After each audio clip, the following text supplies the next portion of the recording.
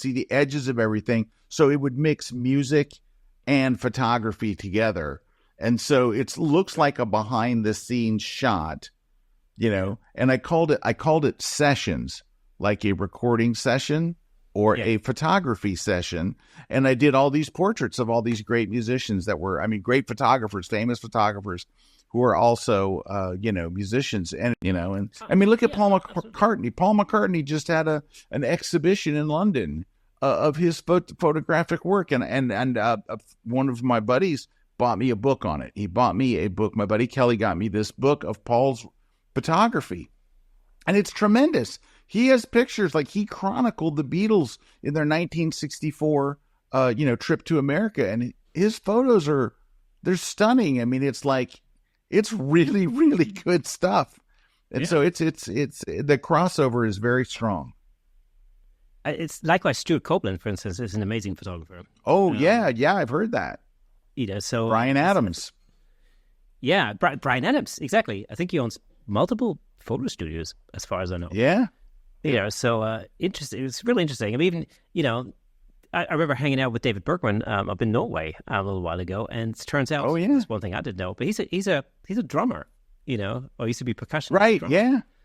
Amazing. Yeah. So it's funny how that connects, and it's like you said. It seems to be like not necessarily that unusual. Well, it shouldn't be unusual for creative people to do creative things, I guess. And so music is, a pretty obvious creative thing to do. So it's yeah, and it's so darn easy.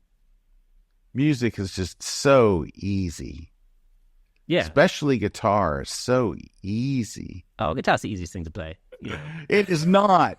It is very hard. Music is hard. I've been doing it my whole life. It's still hard. Especially guitar. I started guitar late and it's hard. Drums are easy. Bass is easy. Pianos can be easy. Guitar is just stupid. It's very hard. But you're really good at it. You're brilliant at it, so it's like nothing. It's like, oh, you mean this?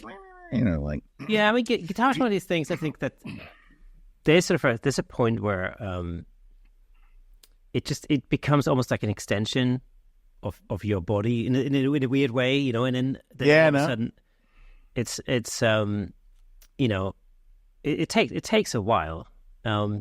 But I started playing the guitar when I was six or seven, so I don't actually remember a time when I didn't play the guitar. So it's, and then I haven't really played a lot of the last 10 years. I have to say I haven't played that much in comparison to what I used to play. I used to play 10 hours a day or something before that, but I haven't done anything like that over the last 10 years. So it's I enjoy getting back on it, and then I'm always surprised how.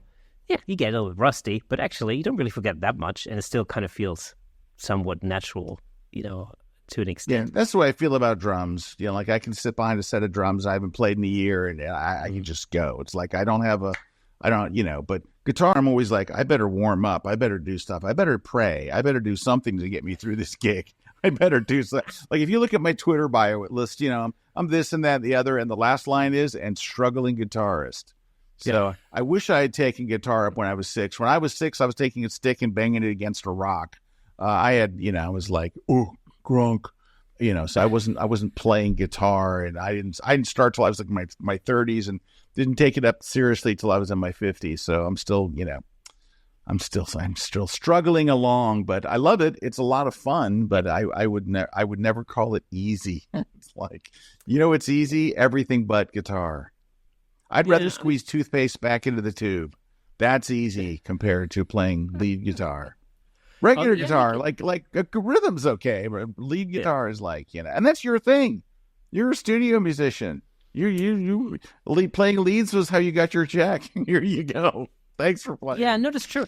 The thing about, it's interesting because I spent, like I say, I spent about 25 years or something being a studio musician, and I'm not a very good reader. So I'm really not, despite the fact that I went to music college, I'm a disastrous reader.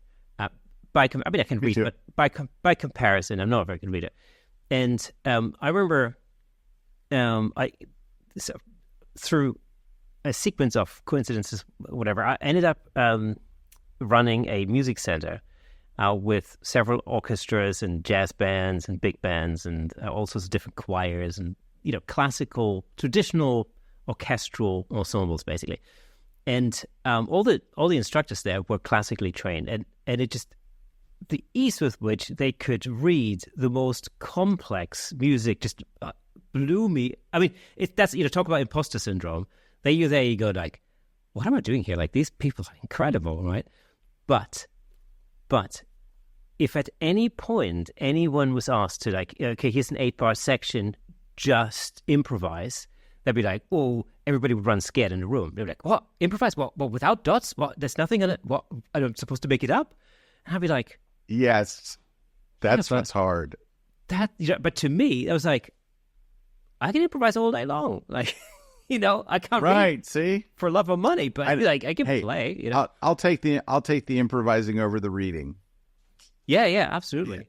Because that's where the fun is. That's where otherwise you're just repeating somebody else's exact notes, right? It would be like if you're a photographer and all you can do is shoot something from the same exact spot and the same exact height using the same exact settings as the last person. And the only way to be successful at it would be to do it exactly as they did it.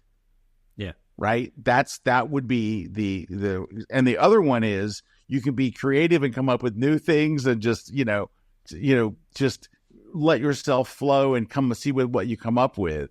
That's improvising, right? That's where I think that's the most fun for me as far as any instrument goes, whether it's drums or whatever. It's not the playing the basic pattern. It's not playing chords. Thank you so much for tuning in.